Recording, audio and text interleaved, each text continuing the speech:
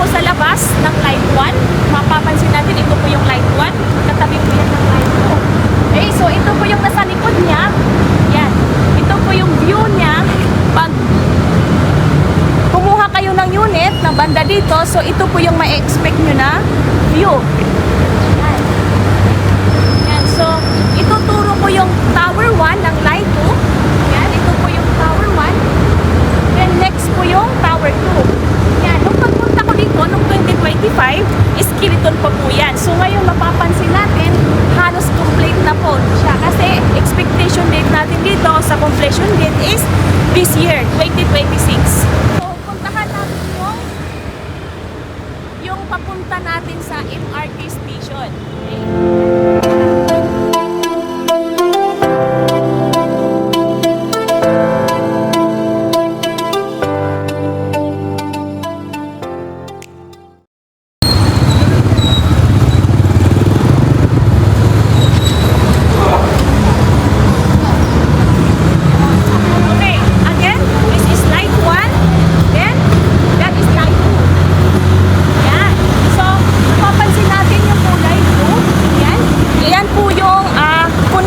Bridge po ng papunta ng Light 1 Mall.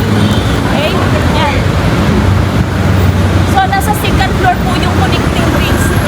From Light 2 going to Light 1 Mall. Yan, mapapansin natin yung connecting bridge niya. Yung kulay blue from second floor ng Light 2 going to second floor Light 1. Yan. So,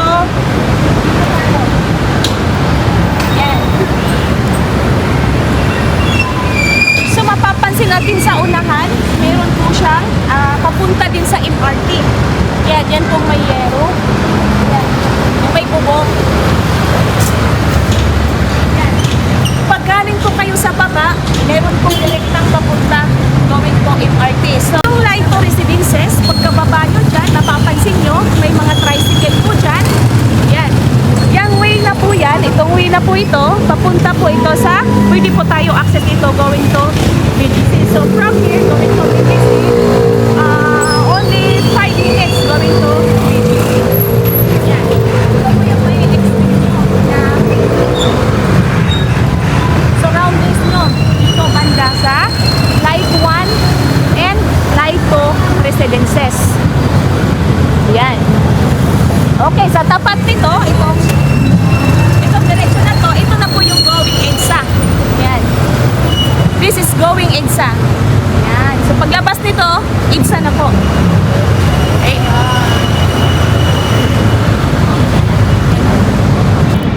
So now, nandito na tayo sa amenities area. This is 8th floor. Yan. So, ituturo ko sa inyo. This is Tower 1. Sa left side.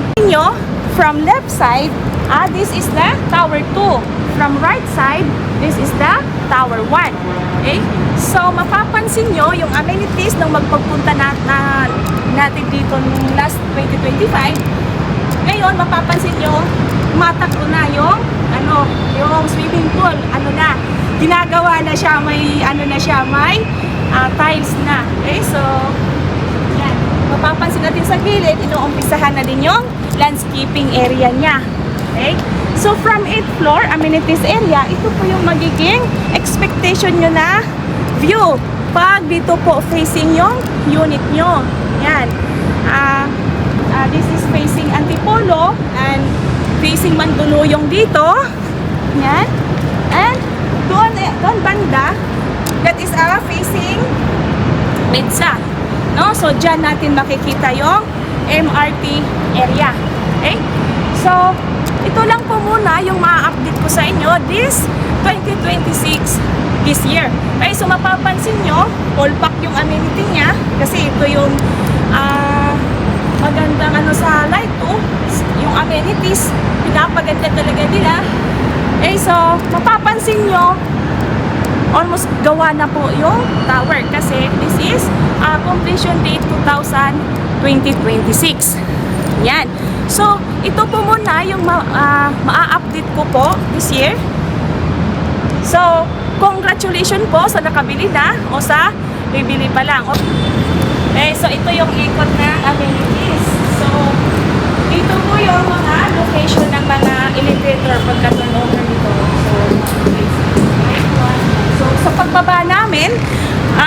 stairs muna tayo kasi ginagawa pa yung elevator. So, magkababa ko, papakita ko sa inyo yung connecting mismo papunta sa Light 1 Residences. Papunta sa mall. Okay, tara. Okay, nandito na ako sa baba. Galing tayo kanina sa 8th floor. Yan, so papakita ko sa inyo yung connecting bridge going to Light 1 Mall. Okay, so ang galing ko dyan sa 2nd floor. Kung residente po kayo sa tower, Light 2, yan, dito po tayo papunta sa Light 1 Mall. Yan, kasi from Light 2 to Light 1 Mall, nandyan po din yung connection going to MRT station. Yan, so pag may car kayo, meron din po tayong available dito na parking slot. So marami pa tayong available na parking slot. Yan, so ito po yung rampa ng parking slot. Yan, so pag may car kayo, meron tayong parking slot. So again, this is Light 2 Residences.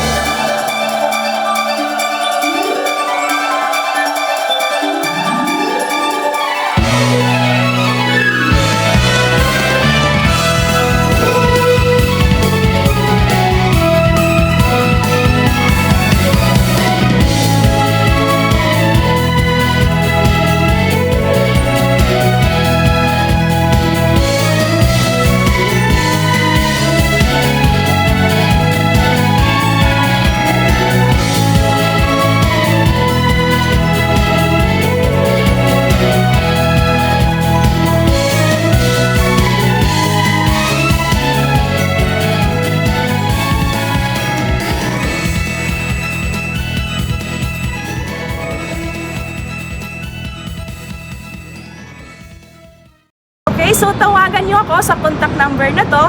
Direct message me from my WhatsApp. Yan, so meron din po akong YouTube channel, Ranisa The Nice Place. Tawagan nyo ako, usap tayo. Thank you for watching!